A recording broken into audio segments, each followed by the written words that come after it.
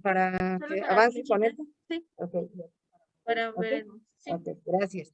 Bueno, como les decía entonces, vamos a ver hoy la clase de los nervios bajos. Se le conoce así porque, bueno, por su localización son los 4 últimos. Entonces, el 9, el 10, el 11 y el 12. Sus nombres están ahí, el 9, el nervio glosofaringio, el 10, el nervio vago, el 11, el nervio accesorio o espinal, y el 12, el nervio hipogloso, ¿ok? Entonces, ¿por qué se estudian los 4 juntos? Porque generalmente por su localización, las patologías que se presentan van a afectarlos a todos ellos y a veces se puede ir hasta un poquito hacia arriba. Generalmente las lesiones que se pueden dar tanto en el tallo cerebral como en el espacio que se llama, aquí, el ángulo pontocerebeloso, es esta zona pues que une al puente con el cerebelo. Si hay, por ejemplo, un tumor en esa zona, pues no va a afectar solamente al puente. Generalmente, perdón que lo diga así, como que el tumor se va a desparramar hacia la parte inferior y nos va a afectar a estos nervios, ¿sí? Ajá. Ahí está. Ok.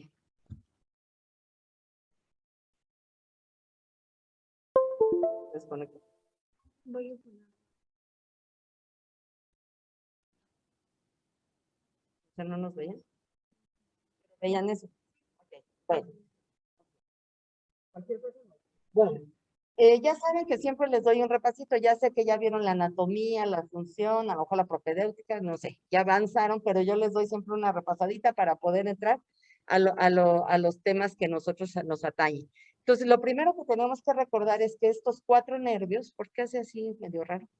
¿Sí ven bien ustedes? Bueno, ok, lo primero que tenemos que recordar es que de estos nervios vamos a saber qué tipo de nervios son. Entonces, normalmente los nervios los podemos dividir en que si tienen una función motora, si tienen una función sensitiva, si tienen una función mixta, o sea, que hagan ambas cosas. Entonces, aquí de estos 4 les puse, bueno, los 2 que son exclusivamente motores, el espinal y el hipogloso.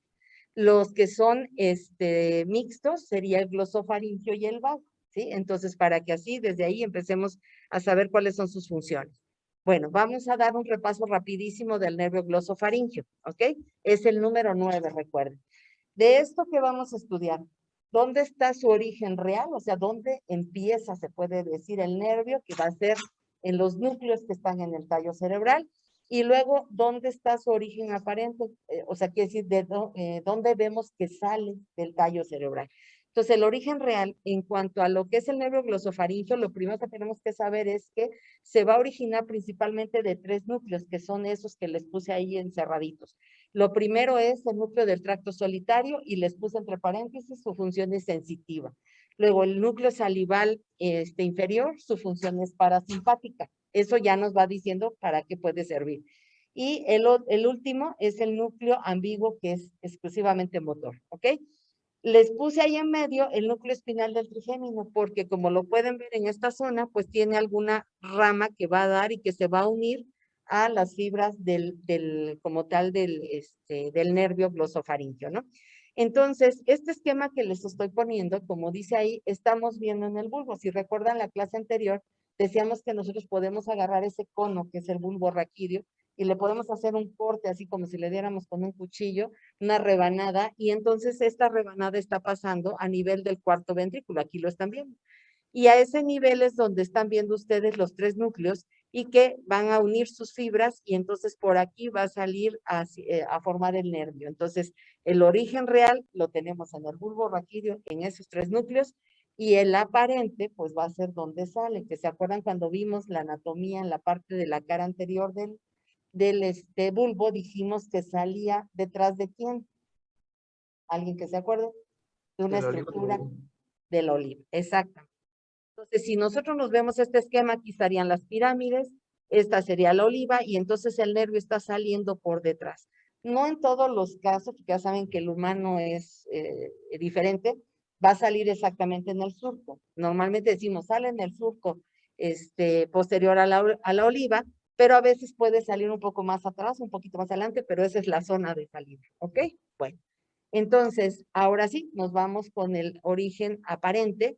Y entonces, ¿qué tenemos? ¿Por dónde sale? O sea, cuando nosotros vemos al bulbo, ¿dónde sale? Ya lo habíamos visto cuando estudiamos al bulbo. Aquí estamos viendo a todo el tallo cerebral Y bueno, la emergencia del nervio está aquí. Entonces está saliendo salud por fuera de la oliva, que es esta bolita que vemos aquí. Aquí está la pirámide, aquí está la oliva, y está saliendo en el surco exactamente atrás. Entonces, salen así como dice, en la parte anterolateral, o sea, lo estamos viendo de frente, anterior y lateral, ¿okay?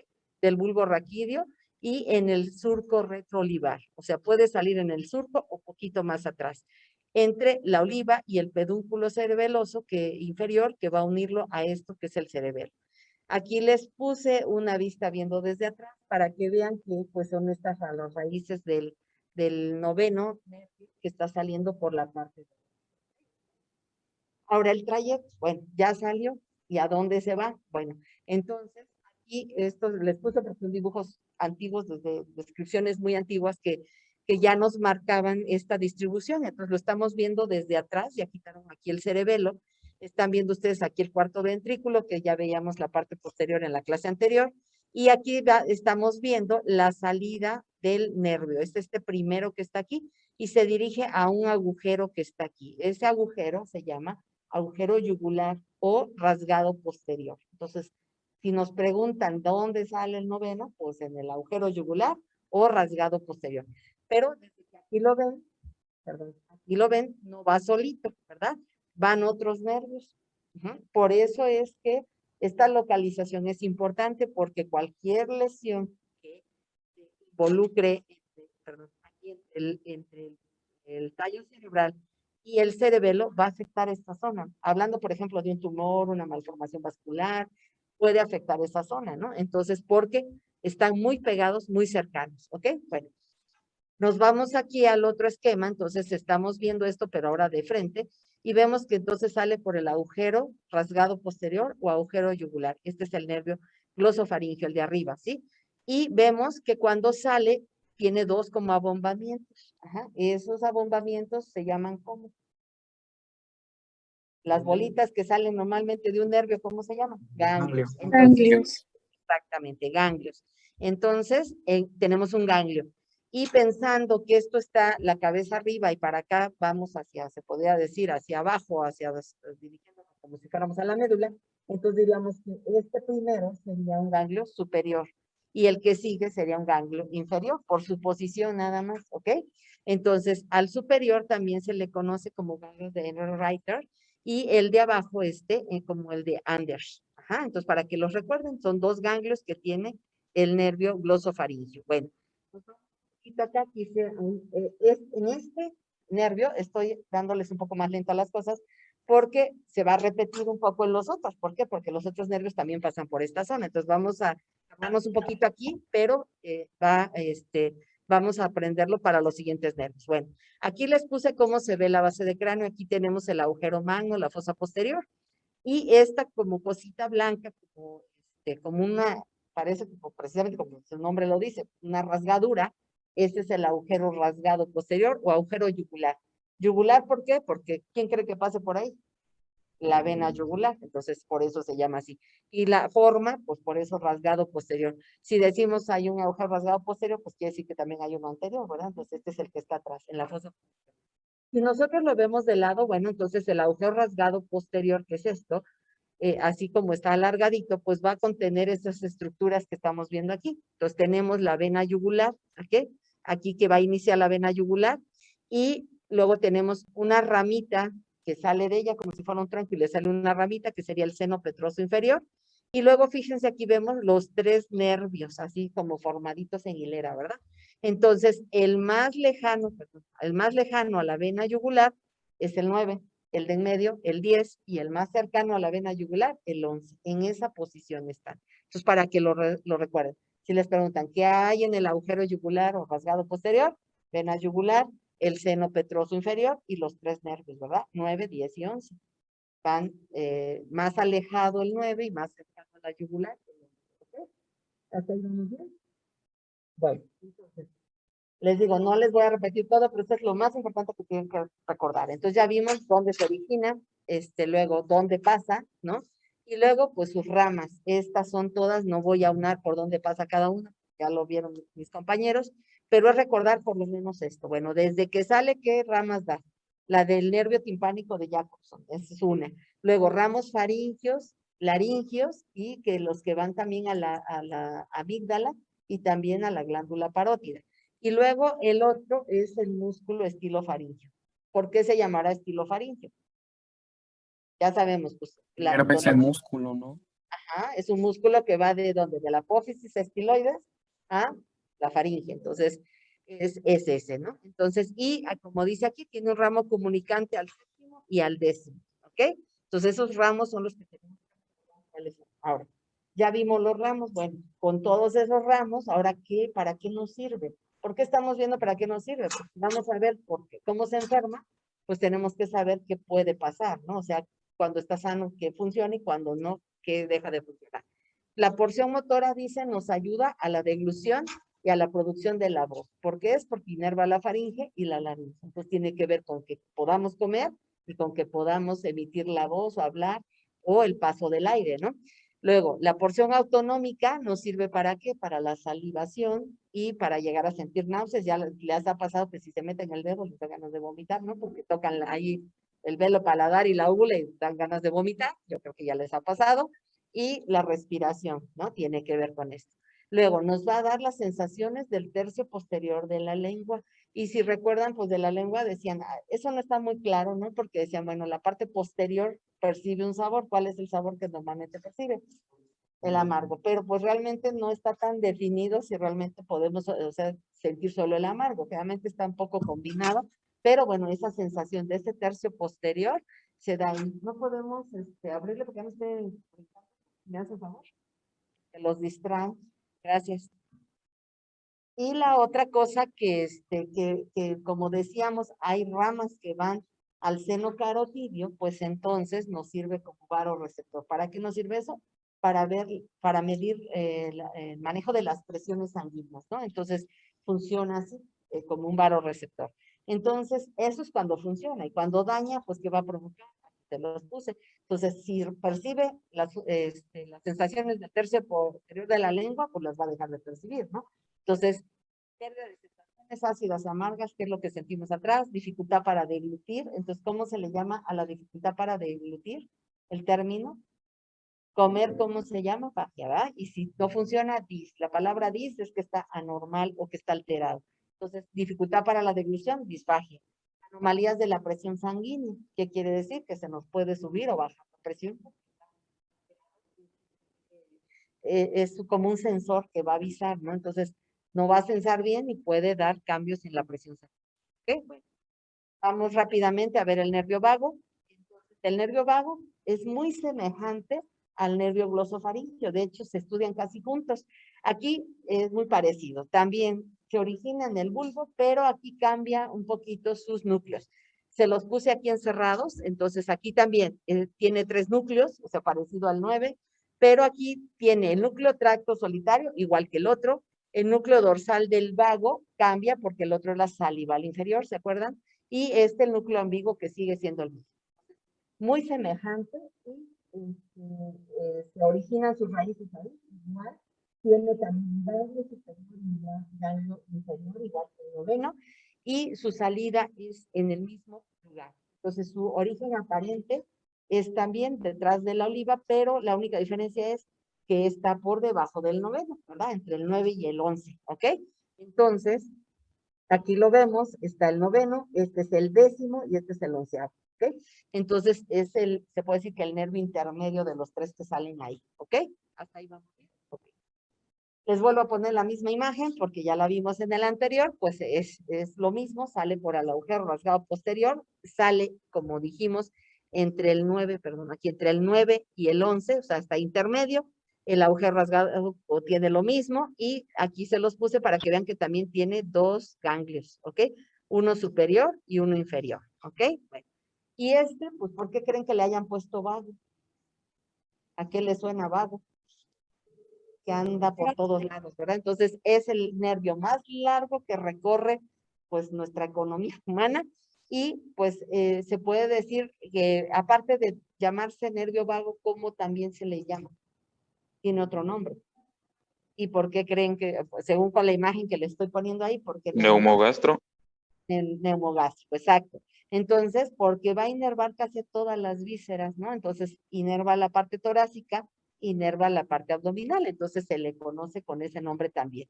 Entonces, aquí les pongo todos los ramos que dan, ¿no? Entonces, uno de los importantes, la laringe, ¿no? Por medio del laringio recurrente y el laringio superior, da ramos faringios también, entonces también tiene que ver con la deglución.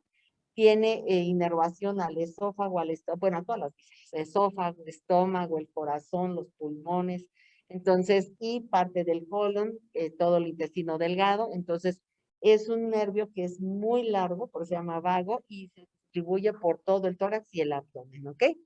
Entonces, estudiarle realmente a una alteración a ese nivel es complicado. ¿Por qué? Porque, por ejemplo, si tuviéramos un dolor abdominal, pues nosotros vamos a estar pensando a lo mejor que tiene o la vesícula mal o el apéndice, no vamos a estar pensando que le falló ahí al nervio, es lo último que piensa uno, ¿no? Entonces, más bien le achacas al órgano y muchas veces en lugar de ir con el neurólogo o neurocirujano, pues los pacientes andan con el gastro, ¿no? Pensando en que es por ese problema que tienen, ¿ok?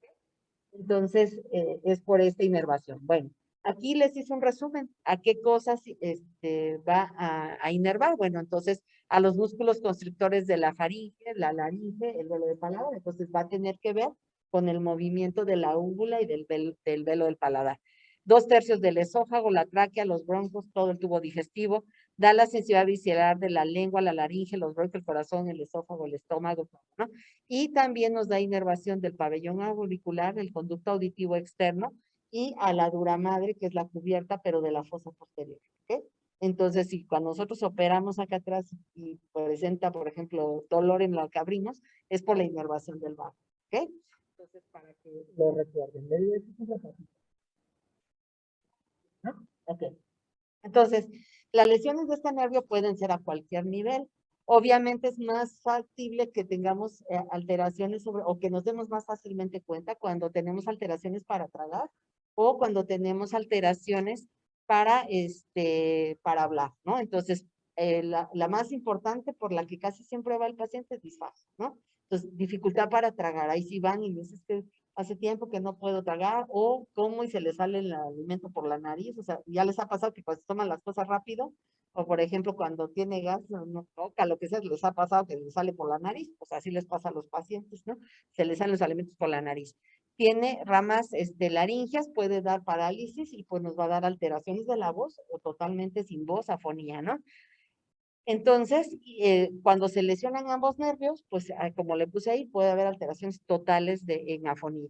Si quieren, no escriban todo, les pasas tú la plática, ¿ok? Para que no me pongan atención y no escriban todo. También se las pasa a los compañeros que están en casa, ¿ok? Bueno, así muy rápidamente, bueno, aquí porque les puse que vamos a valorar juntos. Es muy difícil separar al nervio glosofaringeo del vago porque están tan cercanos y sus funciones son muy parecidas. Entonces casi siempre los exploramos juntos, ¿ok? ¿Qué cosas podemos así específicamente de glosofaringeo? Pues por el sabor, por ejemplo, la lengua, ¿no? A lo mejor metemos un hisopo y le ponemos ahí en la parte posterior de la lengua y vemos si realmente siente o no siente los sabores.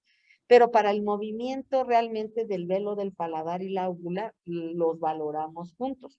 En la parte inferior les puse, por ejemplo, cómo se le llaman, aunque no sé específicamente del nervio solamente glosofaringeo, porque hacen que para sentir sabores están involucrados otros nervios. ¿Cuáles otros nervios?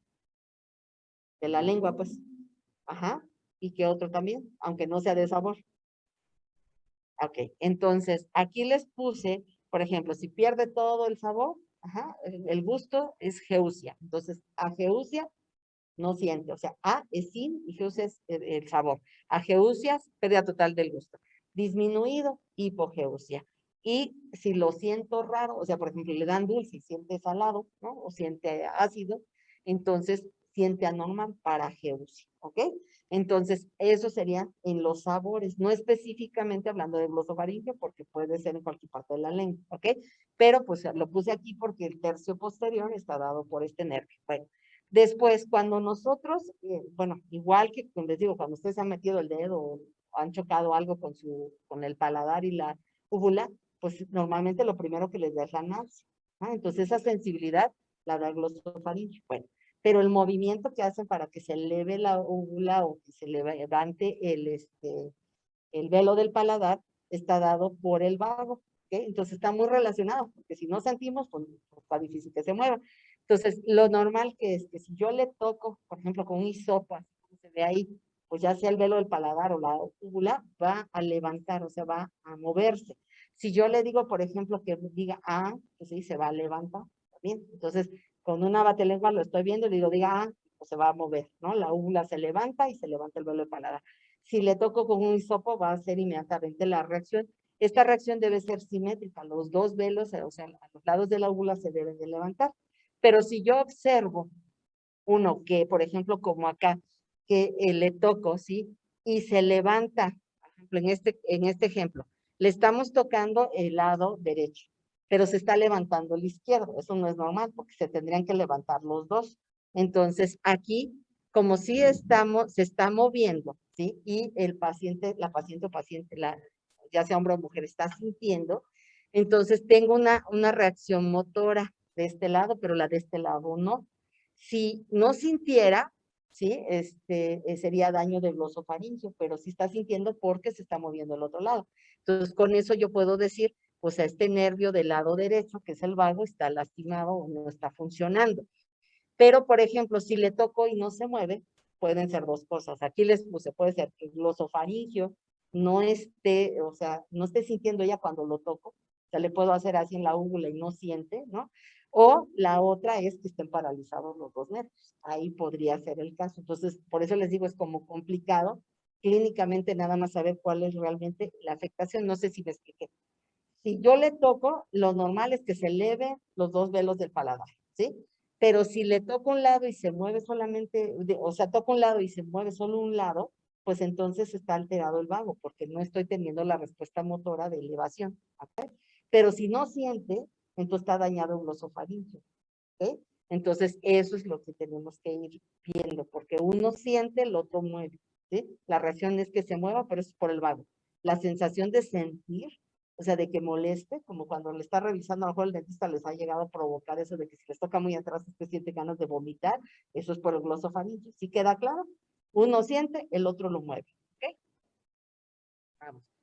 ¿Qué otra cosa podemos ver? Bueno, la otra parte que en el vago podemos ver es que dijimos que así como da ramos faringios, también da ramos laringios. ¿Y la laringe para qué nos sirve? Primero, pues para cerrar, ¿no? El paso del aire. Por ejemplo, cuando nosotros vamos a comer, pues se cierra el epiglotis y pues también no se va los alimentos o el líquido por la vía respiratoria. Cuando nosotros estamos respirando, como ahorita yo que estoy hablando, están mis cuerdas vocales moviéndose, así, están vibrando, ¿no? Porque estoy hablando. Pero ustedes que nada más están respirando, sus cuerdas vocales están abiertas, pero no se están vibrando. Entonces, aquí el ejemplo de ambas. Uno, cerrado. Dos, hablando, vibran, ajá, como una cortina, ¿sí? Que se está moviendo para la vibración, ¿sí? Para que se produzca la voz. Y cuando solamente respiramos tranquilos, porque si voy corriendo, pues se va a sofocar también y se van a mover las cuerdas vocales. Pero si estoy respirando tranquilo, como ustedes están aquí o los que están en su casa, pues entonces se mantiene abierta, pero sin vibrar. Así funciona, ¿no? Esto es lo normal. Ahora, cada cuerda vocal va a estar inervada por un nervio de cada lado, porque tenemos, acuérdense, un nervio de cada lado, un derecho y un izquierdo. Entonces, para que funcionen perfectas, tiene que estar bien el derecho y tiene que estar bien el izquierdo, ¿sí? Si uno falla, pues como nos pasó con la úvula, uno se eleva y el otro no. Una se mueve y otra no, ¿ok? Entonces, esto es lo normal, así se debe de mover. Cuando falla, ¿sí se puede ver un video? ¿Sí? Ok. Cuando falla, entonces lo que vamos a observar es que una no se mueve. ¿Qué pasa con esto? Por ejemplo, si nosotros tenemos una enfermedad que afecte el nervio laríngeo de un solo lado, entonces una cuerda vocal no se va a mover, ¿sí? Entonces una va a estar bien y la otra va a estar paralizada. Igual como cuando dicen ustedes de la hemiparesia, pero aquí es de la cuerda vocal, entonces no se mueve. ¿Cómo lo podemos ver? No, esto no es así de abre la boca y te veo la lengua y te veo la úvula. Esto está más abajo, entonces la única forma de verlo es con una laringoscopía, que es meter un tubo con una camarita que vaya más acá al fondo y veamos cómo se mueve durante esa exploración la laringe y cómo se mueven las cuerdas vocales. Aquí les traje un ejemplo donde está paralizada la cuerda vocal del lado izquierdo. A ver, ojalá que se pueda ver. Entonces se van a fijar cómo una se mueve y la otra se queda parada. De un lado se mueve, que es el lado derecho, ¿sí? Sería estando de frente, el lado izquierdo se está moviendo y el derecho no. Si observan como una no se mueve. ¿Y qué pasa? Que si son dos telones, un lado no se está cerrando. ¿Cuándo pasan este tipo de alteraciones? Por ejemplo, cuando hacen cirugía. ¿Cirugía de dónde? Pues del cuello. Ajá. Entonces, por ejemplo, las personas que se someten a cirugías de tiroides, porque pues si recuerdan está ahí muy cercano el laringio, entonces si les operan la tiroides y dañan el nervio, generalmente, pues, normalmente solo un lado, les puede quedar una parálisis así. Ahora, si afectan de los dos lados, pues entonces se queda paralizado y se queda totalmente afónico. La persona que tiene una parálisis de este tipo, como no cierra bien, entonces se le escapa el aire y la voz se oye débil. A eso le ponemos disfonía, ¿no? O sea, se oye lo que la gente dice, o se oye ronco o se oye así como, perdón, como los adolescentes con el gallo, ¿no? O sea, como que no pueden hablar correctamente. Entonces, en estos casos, bueno, lo primero es la rehabilitación, a ver si se recupera el nervio, y en casos de que no, cuando no se puede recuperar perfectamente, entonces se hacen tratamientos quirúrgicos. Uno consiste en inyectar el lado afectado con líquidos especiales que hacen como si engrosaran a la cuerda vocal para que alcance a cerrar, ¿ok? Y no haya fuga de ese líquido, ¿no? Entonces, y la otra, pues les decía, es con los ejercicios de fonación que ayudan a que pues es como cuando nosotros hacemos ejercicio y nos ponemos más chonchitos, entonces así pasa, la cuerda vocal se recupera, aunque el nervio esté lastimado, se pone más gruesa y entonces puede llegar a cubrir. Y generalmente también la cuerda vocal del otro lado tiende a engrosarse porque está haciendo más esfuerzo, entonces a ver, con eso logra ocluir. ¿Ok? Bueno, ahora vamos con el otro nervio.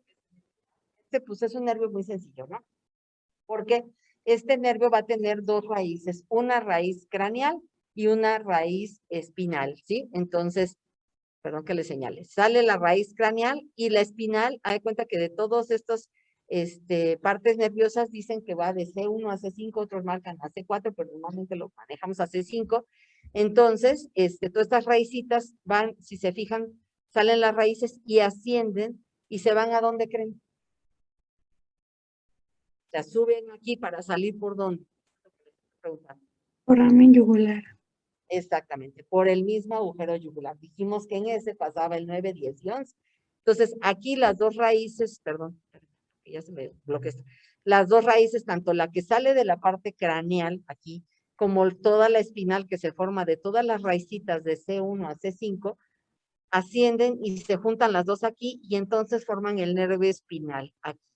Y entonces, ¿qué nos va a inervar este nervio? Bueno, luego nuevamente se separan, la parte craneal se une un poco al décimo y la parte espinal se va hacia lo que es los dos músculos más importantes que mueven nuestro cuello, que es el esternocleidomastoideo, en la parte del cuello, y el trapecio. Esos dos nos ayudan para el movimiento, ¿ok?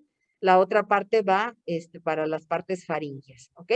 Entonces aquí les puse. Entonces, este nervio tiene también su núcleo ambiguo porque dijimos que este es exclusivamente motor. Entonces, este no tiene núcleos ni sensitivos, ni simpáticos, ni parasimpáticos, ni nada, sino que solamente tiene motor. Entonces, núcleo ambiguo, igual que los otros dos, pero solamente motor.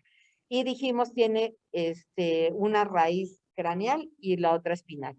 La raíz craneal va a recibir fibras que vienen desde la corteza y, como dice aquí, se une a la raíz espinal y después sale por el agujero rasgado posterior o yugular y se va al nervio vago para inervar la faringe y la laringe, o sea, apoya en lo motor, en lo movimiento, ¿ok?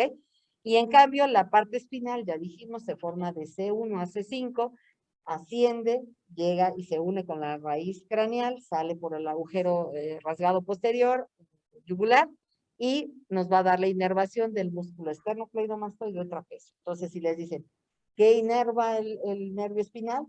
Pues faringe, laringe y los dos músculos del cuello, esternocleidomastoideo y trapecio.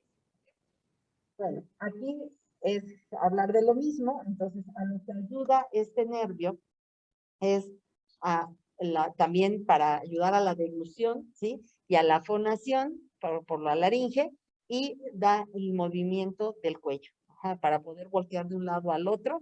Ustedes ya lo han sentido cuando les falle que tienen tortícolis o por estar copiando se quedan del otro lado, entonces después ya no pueden voltear el cuello, ¿ok?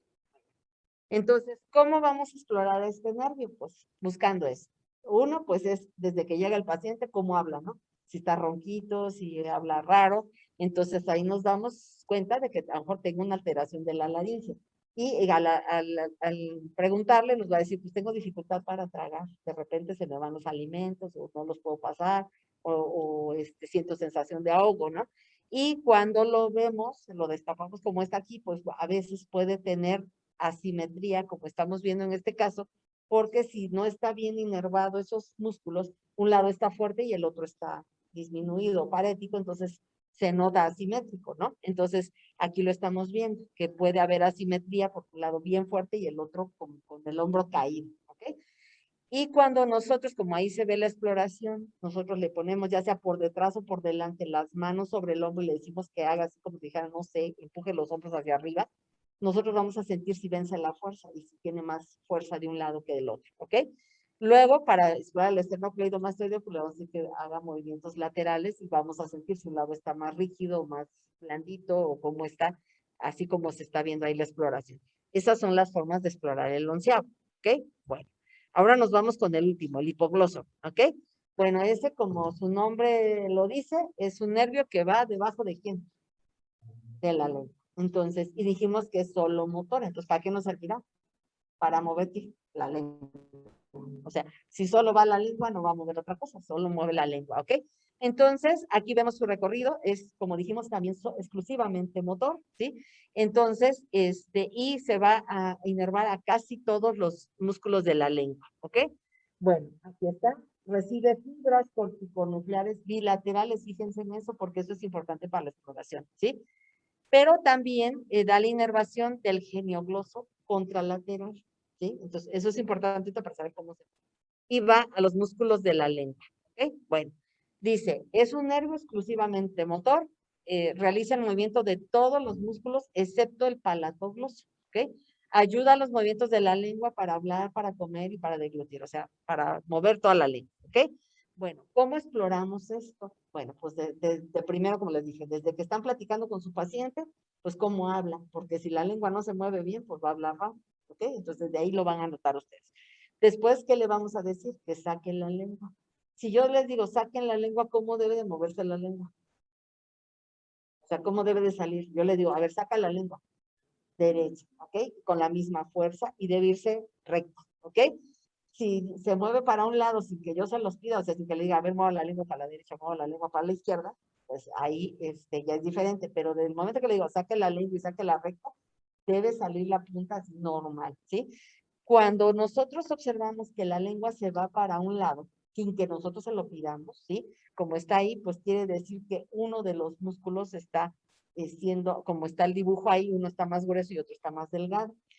Aquí les voy a explicar, ¿ok? Seguimos. Podemos tener dos tipos de lesiones, una lesión superior y una lesión inferior. ¿Aquí a qué se refiere? Una que sea de origen central y otra periférica. Entonces, aquí se refiere al origen real y aparente, ¿no? Si el daño está en el nervio periférico, o sea, después de que ya salió del tallo cerebral del bulbo, pues eso es una lesión inferior o lesión periférica. Si el daño está ya sea desde la corteza hasta el tallo, ¿sí? Entonces una lesión superior. Dijimos que normalmente el nervio recibe fibras de los dos lados, o sea, tiene inervación bilateral, pero que también un músculo que es el geniogloso, nada más es de un solo lado, o sea, del lado, pero lado contrario. Entonces, por ejemplo, si nosotros tenemos una lesión, ¿sí? De la parte superior, ¿sí? Entonces, como dijimos que es contralateral, el daño se va a manifestar al otro lado. ¿Por qué? Porque, por ejemplo, como aquí está, de este lado tengo, déjenme señalar para los compañeros que están allá. Si nosotros tenemos aquí el daño, por ejemplo, en una lesión superior, el geniogloso de este lado está bueno y este está dañado. Ajá. Entonces, este sí funciona. Pasa, voy a regresar tantito como aquí. Este está bueno y este está malo. Este tiene fuerza y este no, ¿sí? Entonces, cuando este se active, va a girar la lengua para el otro lado. ¿Por qué? Porque tiene más fuerza. Entonces, se va al otro lado. En cambio, si la lesión está diferente, ¿cómo las voy a diferenciar? También se va a desviar la lengua, Pero aquí, en el otro, en el de la lesión superior, generalmente nada más se desvía la lengua, ¿sí? Pero la cuestión aquí es que en la lesión del nervio periférico, generalmente se acompaña así como cuando tenemos la de la neurona superior e inferior en el sistema motor de nuestras extremidades. El lado que está afectado va a presentar fasciculaciones. Fasciculaciones, yo creo que también lo han sentido, son contracciones involuntarias. O sea, como cuando ustedes hicieron mucho esfuerzo, como cargaron una cubeta, luego les queda como contrayendo sin querer. Si les ha pasado que sienten como contracciones en su músculo por el cansancio. Aquí es porque está dañado el nervio, ¿sí? Entonces, aparte de eso, van a ver ustedes como que le tiembla pedacitos, como si tuviera un tic la lengua, ¿sí? Pero aparte se va a ver más atrófico. Ajá. Entonces, generalmente cuando es de superior, simplemente vemos la desviación, pero no vemos cambios ni de fasciculaciones ni de tanta atrofia. Este se da en el periférico. Ahora, como alguien me preguntaba hace como 2 clases, no recuerdo el nombre del compañero, que me decía, bueno, pero ¿cómo puedo saber? Aquí es saber primero la sintomatología, que es importante. Se le desvió la lengua, ustedes ya saben, es el hipogloso.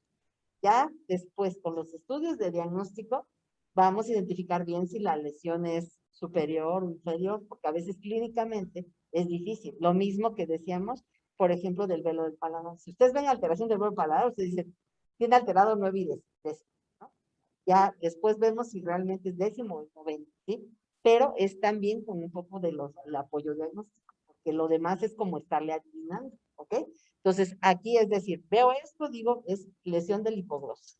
¿Por qué? Porque está alterada la lengua, porque lo ve atrófico, porque se va de lado, ¿ok? Sin que yo se lo pida, porque también, si yo le digo voluntariamente que mueva la lengua para la derecha o mueva la lengua para la izquierda, lo puede hacer y no está alterada, ¿ok? Bueno, ahora sí empecemos, ya sé que ya se me están cansando, vamos con el caso clínico, ¿ok? Entonces, que eso es lo que así me atañe, pero tenía que hacer esto para que me puedan entender eso y dar un poco de repaso. Bueno, el caso clínico dice, edad de la señora, 60 años, ajá, ella presentó dolor de cabeza de 6 meses de evolución, o sea, 6 meses antes ya empezaba con dolor de cabeza. En los últimos 2 meses ha presentado 5 episodios de un dolor agudo con sensación quemante o ardorosa en el tercio posterior de la lengua, ¿sí? En la faringe y en el oído. Ahí ya vayan pensando de los nervios que dijimos, ¿cuál puede ser?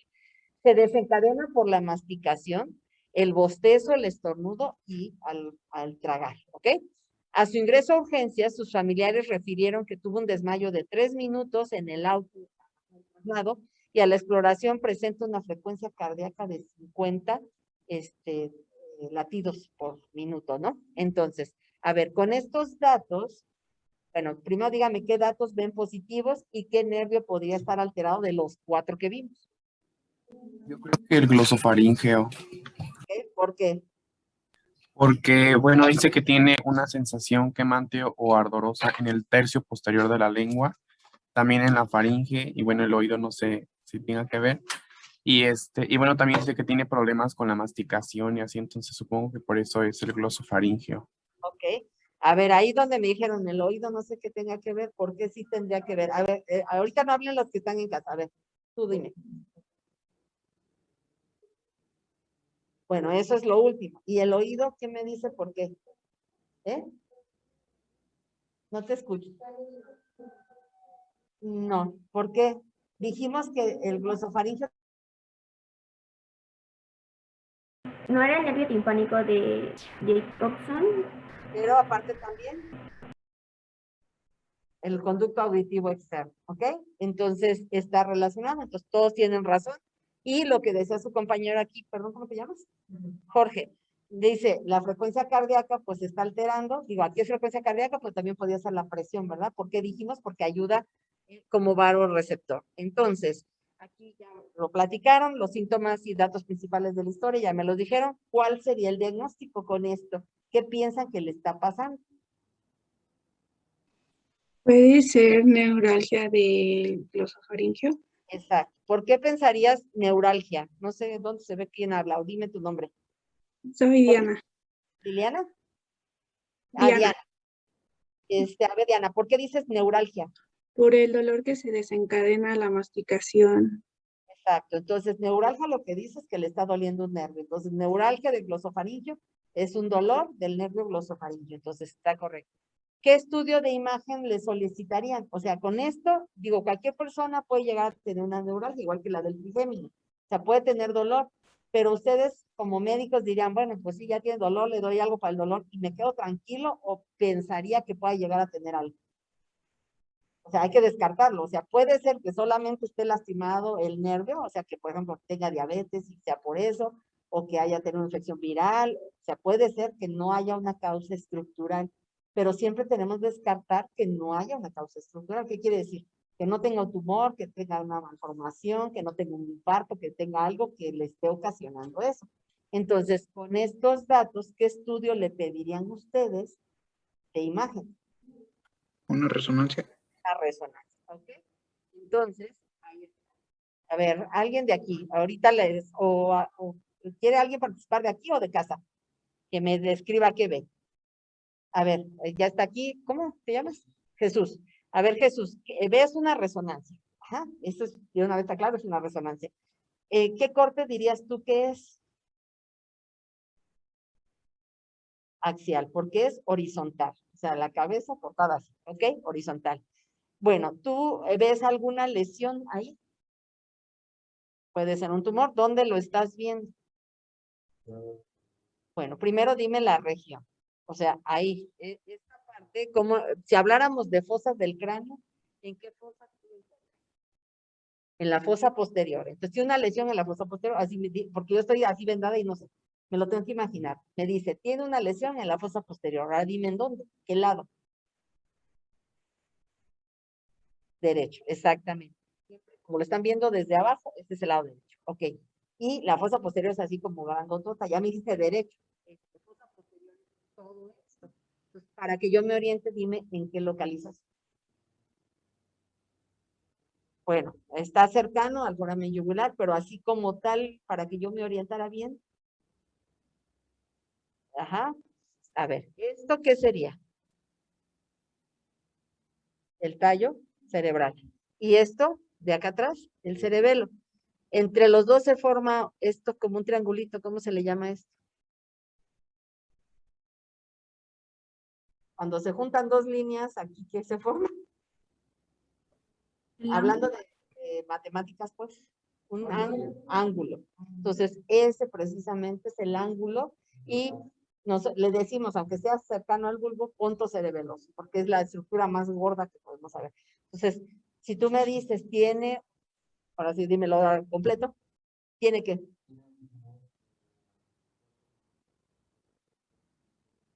¿Ah? ¿Ok? Podía ser. Ajá. Entonces, pero tú mismo me dijiste, está entrando ¿a dónde? ¿A qué estructura dijiste que estaba entrando? Al foramen yugular. Entonces, de los schwannomas, el más frecuente, ¿cuál es? O sea, el nervio que más, bueno, dos de los que más puede salir, que normalmente lo vemos en el ángulo punto cerebroso, es el quinto y el séptimo. Rarísimo que me salga un schwannoma de quién estamos hablando, si es el estudio de la señora, que nomás presenta síntomas de glosofaringio. Entonces, este sí, tienes razón, es un schwannoma, pero del nervio glosofaringio. Rarísimos, ajá, pero es eso, ¿ok? Entonces, la descripción adecuada es, pues estamos viendo un corte axial de una resonancia magnética con gadolinio, porque ¿de qué color veo la bola? Todo blanco. Y le alcanzo a ver vasitos, o puedo decir contrastado o con gadolinio, o frecuencia con gadolinio. Aquí les estoy mostrando solamente ya con gadolinio, ¿sí? Es un T1 con gadolinio, en donde se observa una lesión, todavía no puedo decir un tumor, no sé si es tumor o no hasta que lo saquemos, ¿verdad? Probable, ¿no? Entonces, una lesión en el ángulo punto cerebeloso con cercanía al agujero yugular o rasgado posterior, y pues ya tomo las medidas de aproximadamente así, digo, de 3 centímetros, ¿no? Que comprime al tallo cerebral y desplaza el hemisferio cerebeloso derecho en su parte anterior, ¿no? Porque pues ahí no veo que haya edema. Si tuviera edema, pues diría con edema perilesional, pero no lo veo. Y con un poquito de colapso de quién aquí, del cuarto ventrículo. Eso sería lo. Bueno, Entonces, como lo dijeron ustedes, neuralgia del glosofaringio, la etiología puede ser idiopática, ya saben, eso le decimos cuando no sabemos qué, ¿no? No es porque uno no sé, o sea, ¿no? Sino que no sabemos la causa. Puede ser por aneurismas, ¿sí? Hay vasos sanguíneos ahí que le dan la irrigación al cerebelo y que si pues se hace una bola también, pues va a comprimir igual. Puede ser por un trauma y que tenga que ver con que el nervio se rompió, si se fracturó la zona donde está el agujero, que haya tumores como este caso, que tenga infecciones, ¿no? Y el diagnóstico, ¿cómo vamos a hacer? Primero con historia clínica, dependiendo de la causa, le puedo hacer tomografía o resonancia, angioresonancia o angiografía, dependiendo de la causa, ¿ok?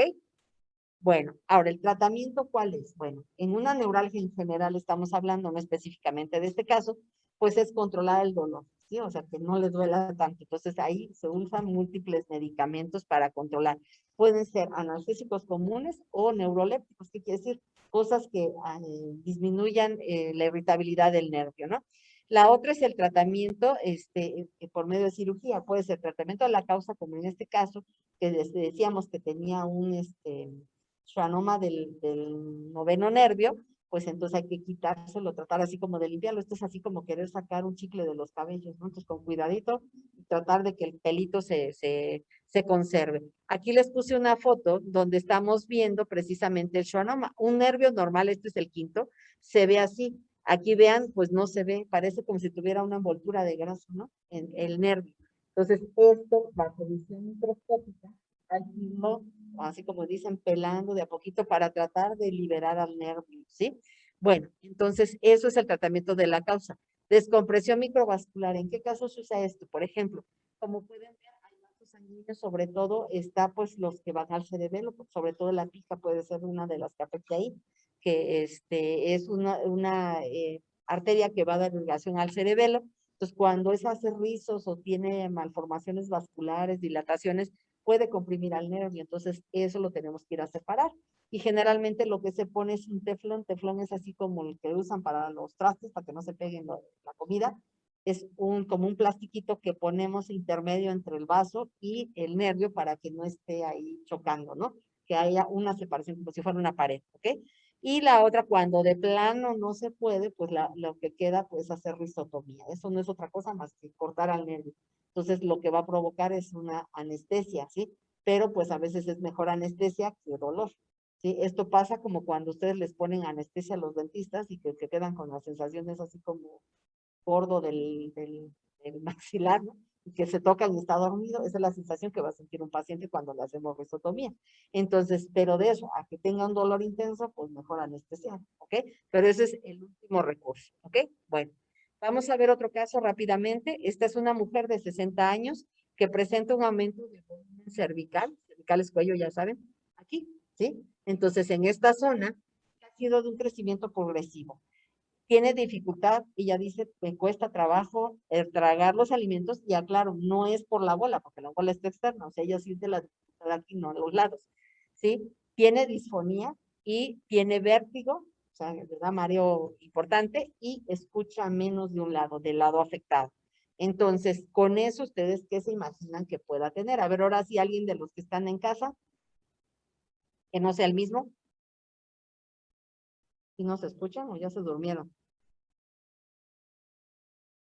Sí, sí la escuchamos. Ok. ¿Qué piensan que pueda tener con eso? Así como se ve en la imagen. ¿Sí ven la imagen bien ahí? O sea, ustedes ven eso, ¿qué le dicen? Ay, tú tienes que. O sea, ¿qué pensarían que tiene? Tiene una bola, dice, ¿no? Pero ¿qué podrían pensar así? Nada más de verla, ¿qué piensan que tiene? Tiene una infección, tiene un tumor, tiene, no sé, ¿qué se les ocurre?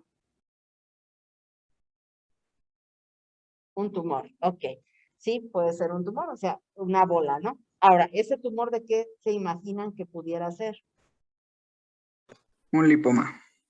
Eso, puede ser un lipoma, ¿qué otro que puedan pensar? O sea, puede ser de grasa, ¿de qué otra cosa pudiera ser? Cosas que están en el cuello, de grasa, ¿qué podría otra cosa ser? Exacto, algo, sí, por ejemplo, en pacientes que tienen como el linfoma de Hodgkin puede crecer algo así tan grande, ok, ¿qué otra cosa puede ser? Ya me dijeron grasa, ya me dijeron, algo linfático, ¿qué más? ¿Qué otra cosa pasa por ahí? A ver, tóquense. Puede ser algo, pero si fuera de vena, ¿qué pensarías que sea? O sea, ¿será una dilatación como las varices de las señoras, así de grandota? ¿O será un tumor de vasos? Podría ser un tumor de vasos. Entonces, con eso, ¿qué tendríamos que hacer para saber? A ver, pero es que dijeron lipoma, dijeron, ¿qué le harían? Una resonancia para saber qué estructura es. Bueno, ahí está la resonancia. A ver, ahora quién me dice, bueno, ahí dice ya, pero bueno, lo importante que es, dijeron ustedes, ¿qué pasa por ahí? La vena yugular y los nervios. Entonces, ya vimos uno de un nervio, un tumor de un nervio, o sea que es un schwannoma, ¿sí? Que es la cubierta del nervio. Ahora estamos viendo un globus yugular. Entonces, ¿esto qué son? Son tumores, como dice ahí, la base del cráneo. ¿Por qué? Porque dijimos que cuando les enseñé el corte, pues es en el agujero, por ahí pasa la yugular. Y estos pueden producir, acuérdense que tenemos algo así como se llama, es como, igual como el seno carotidio, pero lo tenemos en la vena y producen catecolaminas. Entonces, si eso crece, que son células que están ahí al lado de la vena, que se conoce así como glómicas, pues, pueden producir catecolaminas. ¿Qué quiere decir? Que puede tener alteraciones, pues, está produciendo como tipo adrenalina, noradrenalina. Entonces, como si anduviera así acelerada la persona, ¿no? Y se originan del bulbo de la vena yugular, por su localización pueden invadir al foramen yugular. Entonces, ahí, ¿qué nervios creen ustedes que con esto, que tiene enorme? Porque de esto lo de adentro, falta lo que tenía el cuello afuera, ¿va? Lo que vean ustedes, esto es lo de adentro. Entonces, ¿qué nervios creen que estén alterados aquí? Pues yo creo que del quinto para abajo, ¿no? Porque pues se va muy arriba, ¿no? Entonces, aquí se los puse. Este tipo de lesiones pueden afectar todo esto. Aquí como está, si algo crece aquí como simplemente con que se dilatara la vena, va a empujar a los tres nervios y los va así como si los apachurrara, ¿no? Aquí se los puse. Entonces, esta lesión está creciendo precisamente de las paredes de la vena. Entonces, si se dilata de esta forma, pues ya, perdón que lo diga así, ya desgració a todos los nervios que están en esa zona, ¿ok? Y puede también a los de arriba por invasión superior, ¿no? Entonces, por eso les decía, se conoce así estas lesiones, nervios bajos. Bueno, vamos con el último caso. Niña de 7 años que sufre un accidente automovilístico, presenta somnolencia, dolor de cabeza intenso, dificultad para abrir los párpados, ahí la pueden ver, o sea, está todo hinchado, pues como abre, y tiene los ojos de mapache que le decimos, moretones que se le dicen equimosis, así para que se oiga fino, en vez de moretones, equimosis palpebral, ¿no? ¿Qué creen que le haya pasado? De la base del cráneo. Traumatismo craneoencefálico. ¿Ok? ¿Y qué pudo haber pasado para que se le ponga, o sea, los ojos así de mapache? Fractura. ¿Alguien dijo? ¿Qué dijo? ¿Alguien, la última que habló? Una fractura, ¿sí? Entonces, normalmente cuando ustedes vean, perdón, así los ojos de mapache, es porque se alteró una zona que se llama seno cavernoso. ¿Se acuerdan que por ahí pasan los nervios que van precisamente para los ojos? Y es una parte venosa. Entonces, si nosotros tenemos una fractura de la base del cráneo, ese seno cavernoso está al lado de la silla total. Si se fractura zonas cercanas, la sangre que está del cráneo se va hacia los ojos, ¿ok? Y entonces, cuando nosotros veamos lesiones así, de ojos de mapache, así le decimos nosotros, hay que pensar siempre que el cráneo se rompió, pero se rompió ¿cuál? Principalmente la base del cráneo, ¿ok? Aquí se lo pongo. Bueno, está así chueca porque la niña, pues a ver que se deja hacer la tomografía con el dolor de cabeza, ¿no? Entonces está chueca, no está derecha y pueden ver, bueno, aquí de este lado está chueca, se ve un ojo, el otro lado se ve menos, pero fíjense la fractura, vean, aquí va una fractura, ¿sí? Atraviesa, es como si, perdón, como cuando se les cae una olla y se raja todo, ¿sí? Entonces se rompió adelante, está roto acá atrás, está roto aquí, entonces tiene múltiples rupturas de la base del cráneo, ¿no? Entonces, esta puede afectar pues todos los nervios que pasan por los agujeritos, ¿no? Entonces, los más importantes pues es la parte posterior, que pueden romperse, pero también puede afectarse los oculomotores por su ruptura aquí a nivel del seno cavernoso. Entonces, estos son ejemplos para que ustedes vean cómo se pueden afectar todos esos nervios, ¿no? ¿Alguna duda de lo que vimos? Yo sé que fue así como un repaso rápido, pero para que lo tengan un poquito más claro, espero que haya sido de ayuda. ¿Alguna duda aquí o allá en casa? ¿O estamos claros? Doctora, yo tengo una, pero respecto a la anatomía del primer nervio que vimos, del glosofaringio. Y es que, sí, yo vi que, bueno, leí en el libro de los nervios. Ya no lo oigo. Ay, ¿ya me escucha? Ahí te oigo. Ok.